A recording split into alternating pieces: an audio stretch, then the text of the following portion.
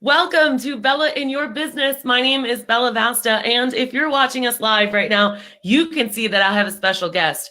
I want to give you guys a backstory. I know that you've probably heard the Profit First and all the chatters going on in different Facebook groups these days, and this whole concept that, oh my gosh, we should be paid first as business owners. So I decided to ring up Michael, and he was so excited to come on and talk to us. So I want to introduce you guys to Mike Michalowicz, the author of Profit First, Surge, The Pumpkin Plan, and his newest release, Clockwork. By his 35th birthday, Mike had founded and sold two companies, one to private equity and another to a Fortune 500. Today, he's running a third multi-million-dollar venture, Profit First Professionals. Mike is also a former small business columnist for the Wall Street Journal and a former business makeover specialist for MSNBC.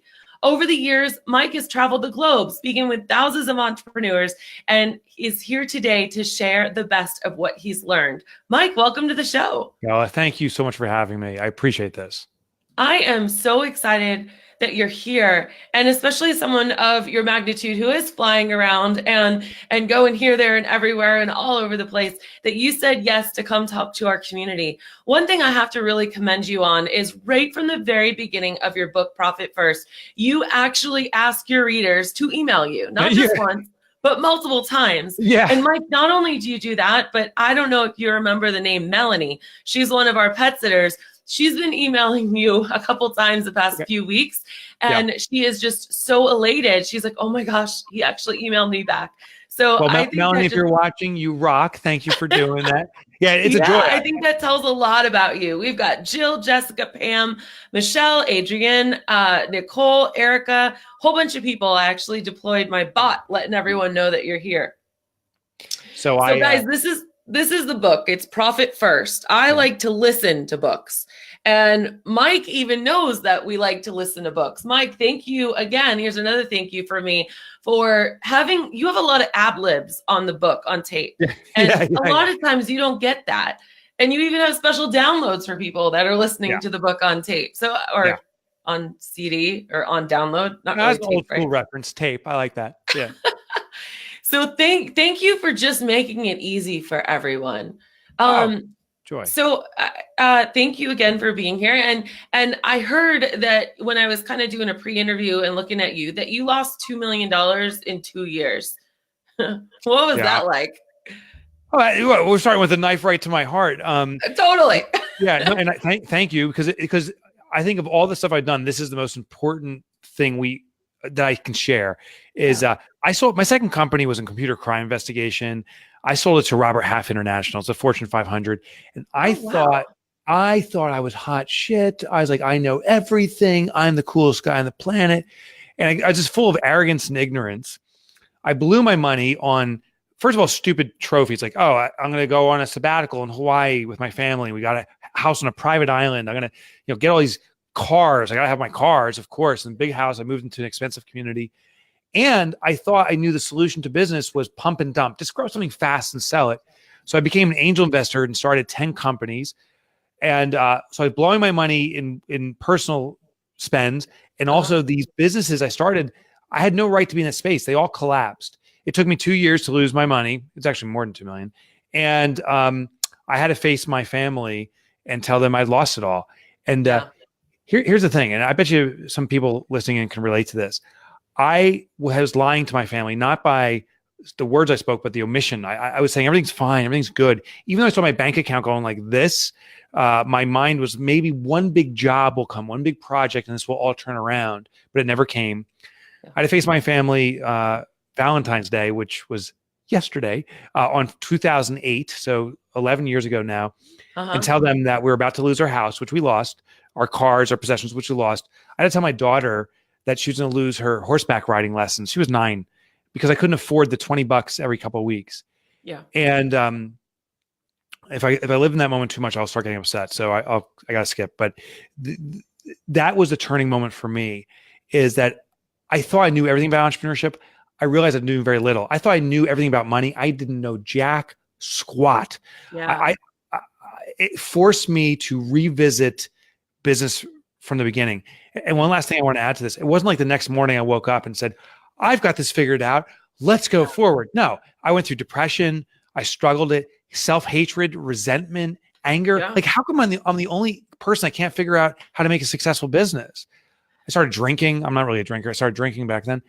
And it took me about 2 years, but then I slowly started to get myself back on my feet, start figuring out how to run a business, and realized I don't know very much. I need to figure this stuff out. And when I do figure it out for me, I got to share it with other people that might not know it either. Yeah.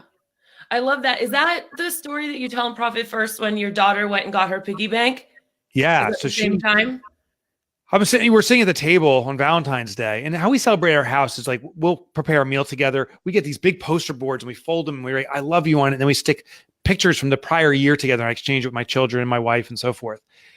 As I told before we did that, which we didn't do that day, because it was such a devastating day, I'm crying in front of them, telling we lost all our money. I lost all our money. I told my daughter she lost the horseback riding lessons. She ran out of the room in that moment to her bedroom. And I thought she was running away from me. And I hear this scramble up there, and I'm like, she wants to run away. And it was painful that it caused that much pain to my daughter. Yeah. But she wasn't running away. She grabbed her piggy bank and she came back down to me. And this is why I'll never forget that day. She goes, Daddy, I'll support our family. I'll get us okay. I'll make us okay. Now I'm going to get emotional. So I'm sorry. I pressed you on that because it was such a touching thing. It's like from the mouth of babes, Yeah. But, and that was the awakening I needed that. I am grateful for that now, because I didn't think I needed that. I thought I could do everything. I thought I was a superhero. I thought I was Midas, touch things, they turn to gold. Right. And I woken up that I'd really done a lot of damage. But also, it was also a moment that I realized my daughter and my family was going to stick with me, even though I had caused this problem. I needed to fix it for me, but I also needed to fix it for them.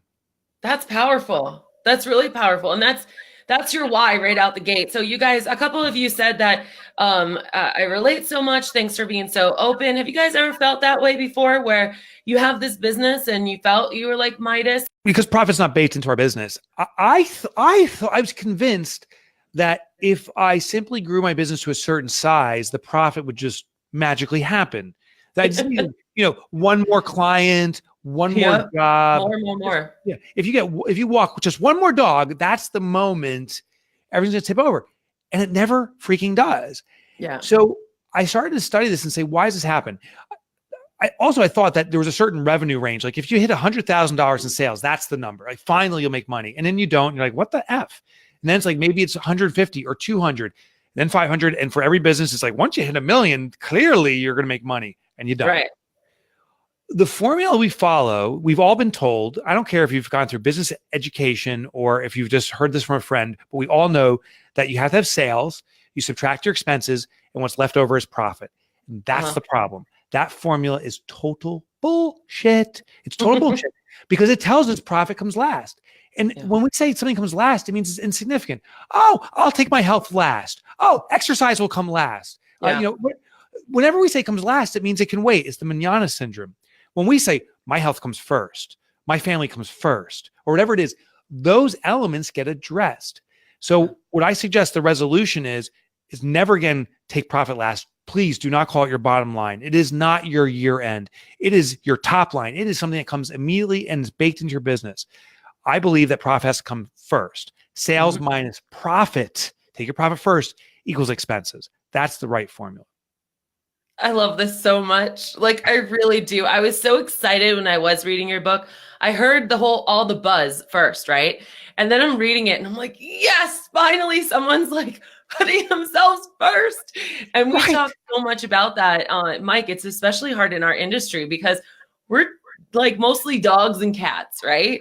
And the reason why we're all good at this business is because we're caretaker heart. We would rather take care of other people and give it all away rather than think about ourselves first.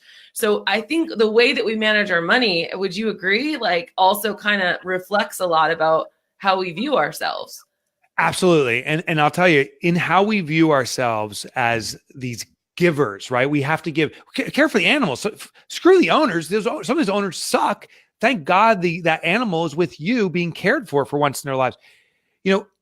That's the mentality, is that we have to care for others. But let me tell you something. and this has never been told to you before, the owner, the person paying you money, is dying for you to be profitable. They want you to be profitable so freaking badly. Now, they'll never say those words. Like, no owner will say, "Hey, could you rip me off, please? Could you take me for all more?" Hey, can we do a price increase, please? Yeah, exactly. Raise money, bang me over the head. I love it. They will never say that. But here's what they will say. I want to know you're going to be around. I want to know you're dependable. I want to know that you're not just caring for my pet tomorrow, but the rest of this month and the rest of this year. I want to know that you don't have stress or distraction. I want to know that you're not having extra animals on this walk because you need the money so desperately and it becomes dangerous. I want to know that my animal is being taken care of and that I can rely on you. And here's the essence. When a customer wants to rely on you, they are saying they want you to be profitable. If you are not profitable, how can you be relied on? You're desperate for money. You have to cram in work. You scramble to do this. You jump to do that. That's not reliable. Your mind is not on the work at hand. You're not caring for the animals. You're just panicking. How am I going to pay for a dinner tonight? And if that is where your mind is, you can't be your best. Yeah. Customers will never say they want you to make more money, but they are desperate for you to make more money. Mike, you are like resonating with so many people right now. We have comments flying up and we're steady at 31 viewers right now, which is probably one of the most popular Facebook Lives I've done for quite a while. Rock and roll. You're just really knocking it out of the park. I'm so glad that you're here. I want to kind of continue this on, and you talk about GAAP, or that's the way I was reading it in my head, GAAP, and this Frankenstein formula. And I actually loved this analogy. So can you kind of tell our audience what that's all about? Yeah, so GAAP stands for Generally Accepted Accounting Principles. Don't put any thought into it. This is simply the foundational formula that GAAP uses is sales minus expenses equals profit. We've already talked about it. Profit comes last. But here's the problem. The only way then to become profitable, we perceive, is to sell more. We got to get more sales in. Hopefully money will drip to the bottom line. But this thing called Parkinson's law, it's a behavioral tendency to consume what's in front of us, kicks in and it eats our profit. I love chocolate chip cookies. I'm addicted to them. If you put one chocolate chip cookie in front of me, I will eat one. I'll play a stupid game first. Like, no, I shouldn't. I'm preparing for an athletic event. No. Then I'll have one bite and I'm like, oh my God, this is so good. And I'll eat the whole cookie. If you put 15 cookies in front of me, I will start consuming not just one. I will likely consume nearing 15. The same is true for money. As more sales come in, the more is available to run our business, and our business eats it up. Oh, I can get new equipment. Oh, I can finally hire someone. We constantly spend it and we worry about ourselves last. Yeah. That becomes this, what I call the Frankenstein formula. If you've ever read, it's Frankenstein, but what's her name? Who wrote the book? Shelby? I can't remember. But the author of Frankenstein, the original book, Frankenstein first is brought to life by Dr. Frankenstein. So the monster is brought to life, and it's a magnificent event. The day you start your business, you bring this business to life. It's magnificent. You created something out of nothing. It's unbelievable. But in the book, very quickly, the monster turns on Dr. Frankenstein and chases him, destroying and literally killing his family in the original book, destroying him and chasing him to the ends of the reel. And that's what our business does. We bring something to life. It's miraculous. Destroy us sometimes. And the next day, it starts eating upon you. It destroys your relationships with your loved ones. Like, it becomes all consuming. All you do is work for nothing. The poison we're drinking is that profit comes last. Bullshit, bullshit, bullshit. Profit comes first. I need you, the business owner, to be healthy. I need you not to have this stress. And that will, no surprise, repair your relationships, repair your client services. But most importantly, with a healthy business, you can make logical decisions and grow this business healthily. I get jacked up. Tell Mike to keep it flowing. I'm getting jacked up here. I love it. I love it. You're like me. Like, once you get on a roll, you're just like, I know. I'm like, literally, I wish your viewers had 3D glasses on. So when I point like this at the screen, that like, you had the 3D effect. That your finger comes through the screen to them. So I know that you also learned a lot of really great lessons from like the health and fitness experts. What were those, and why does that apply to this? So as I was developing Profit First, originally for myself, so I started it 9 years ago in earnest for myself, and I've taken 39 consecutive quarters of profit distributions above and beyond a salary. I had to figure out a system that worked with my natural behavior. Here's the problem.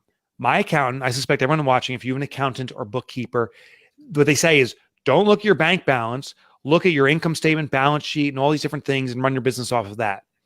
I realized that required me to change who I was, and I couldn't. I kept on reverting to log into my bank accounts. Mm-hmm. Well, I found this fitness instructor. I don't remember what her name was. She was on TV. And she says, if you want to have change in your life, don't try to change your habits. Instead, change the system to channel your habits to the results you want. And she went through 4 principles that I subsequently translated into not just physical fitness, but fiscal fitness. One of the core principles was this concept of small plates. And I don't know if you know this, but the plates that we eat off today have doubled in size. What was that? They're massive. They're massive. 300 years ago, when George Washington was president, they were about the size of what we consider a coffee saucer or a dessert plate.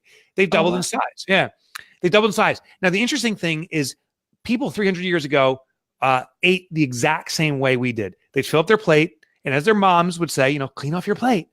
But since our plates have doubled in size, so have our portions, our servings have doubled in size, therefore our consumption and therefore our waistlines as a society.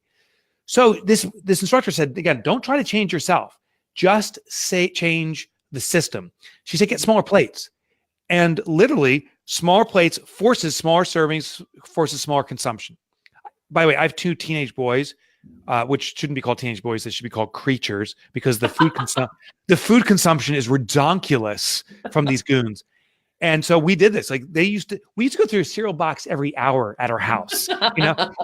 We got cereal bowls that are now half the size, and those guys they didn't even notice. And what happened? The cereal box lasts 3 or 4 days now because they fill up just the bowl and they eat like that. We need to do the same thing for our business.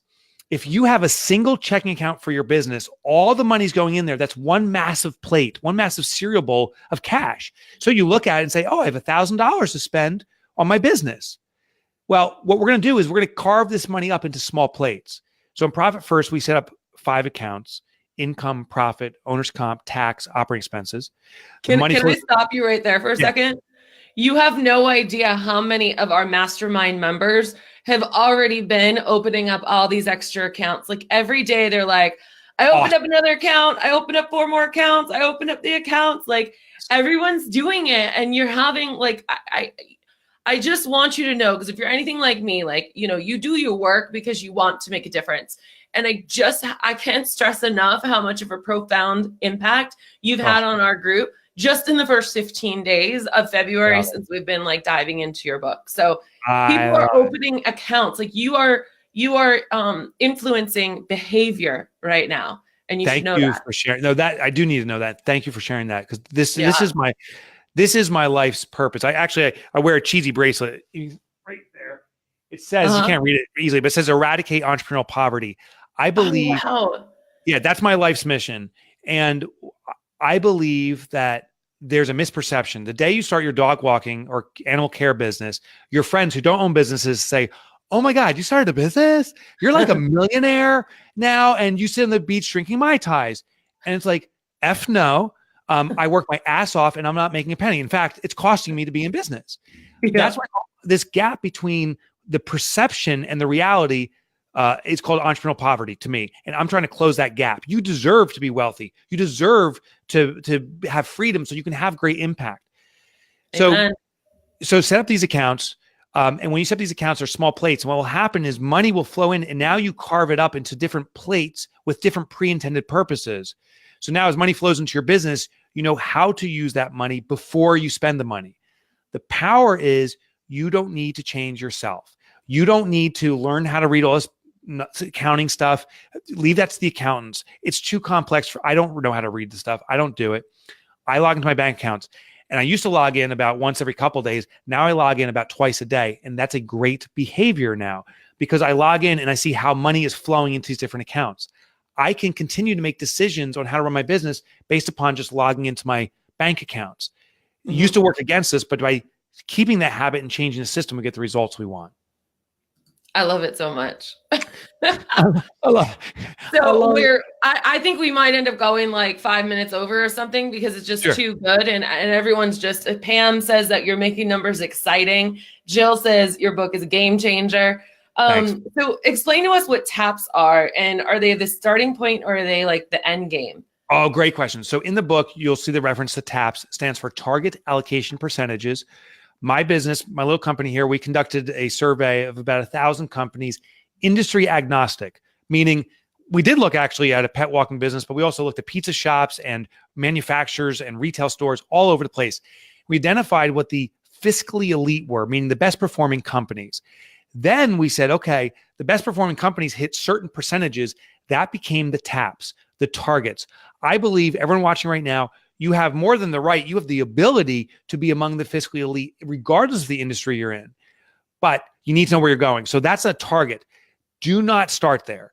Do not start by saying, I got to have 20% profit and I got to be taking home 50% and my tax has to be paid for. I think if you start there, it's too abrupt of a shift. What we're going to do is simply say, this is what we're targeting, but let's look where you've been historically. Maybe you've had no profit. Let's start at 1% and then 2 and 3 and then build to it over time. This is a marathon. We have time, but we don't have time to wait to get started. We must start immediately, but we're going to start slowly. I think the beauty of that is, at least to me, it sounds like you're flexing your financial muscles. Yeah. So you're building up the strength to take more and more weight, if you will, going back to your fitness stuff. Just like that. That's exactly it. And the one hesitancy I hear is, but I'm bad at numbers. I stink at that. This is not about numbers. There's no complexity to it. And I'd actually argue everyone here is extraordinary at the ability to implement profit first, because you're running a business. And I'll tell you, 97% of the world population will never start a business. They don't have the courage or the intelligence or the lunacy, whatever it is. But you've done it. You're running a business. You're attracting prospects. You're converting customers. You are doing so much. And you're managing the numbers. You're just not taking out the profit part. Like somehow you're staying in business. So I know you know the numbers well enough that you can collect money and pay money. And that's if you can do that, you have all the tools to be wildly successful with the system. Incredible. So as we kind of wrap this up, because we could honestly talk to you all day, right? I actually have a list of questions from the mastermind, but I think I'm going to actually encourage them to email you. But just as like, this is a good final takeaway. So like everyone's watching, you got everyone really excited. So what numbers should we actually be looking at and doing like every quarter? So in the full implementation, you'll set up the 5 accounts I alluded to. And there's even more to it. But to your point of building muscle, here's what everyone should do starting immediately. 2 simple steps. And I'd argue if you complete this today, you will achieve permanent profitability for your business. But you have to do these 2 things. They have to be done today, tomorrow, the latest. Step 1 is set up an account. And I would simply say set up 1 savings account and call it profit. That's step 1. And the reason I'm saying that's the first step is it's such a low bar. It's easy to do. And all we're going to focus on is profit. Step 2 is allocate 1% of your income. I don't care what your historical profit's been, if you've been losing money, I don't care of any of that stuff. All I care is that the next deposit that comes in, if it's a $50 check from a client, 1% of that, which is 50 cents, goes into the profit account. Because if you can run your business off $50, you can run your business off $49.50. But the magic will start to happen. You've literally taken your profit first. You are now profitable. I know it's only 50 cents, but I also know tomorrow you'll say, oh, I'll do this again. Maybe a week from now, you'll say, what if I change that to 2%? Can I handle that? In a month from now or 2 months, it'll be 3 or 4% and you'll start to grow. So that's the key. Start today, start slow, and you'll grow into the full system over time. Incredible. Thank you so much. You're such a great interview guest because you have concise answers that are so powerful. So for a lot of people that are watching, they have already read Profit First, or they're definitely going to get through that. But you're not just Profit First. So can you give us a quick teaser about what Clockwork is, like your newest book? Yeah. So the subtitle is Design Your Business to Run Itself. I found that there is 2 tremendous forms of entrepreneurial poverty. The first one is financial poverty. That's why I wrote Profit First. The second one, which is actually more insidious and more damaging, is time poverty. I can't tell you how many business owners, perhaps some folks watching now can relate, work our asses off and we compromise our family. We compromise our time with our friends.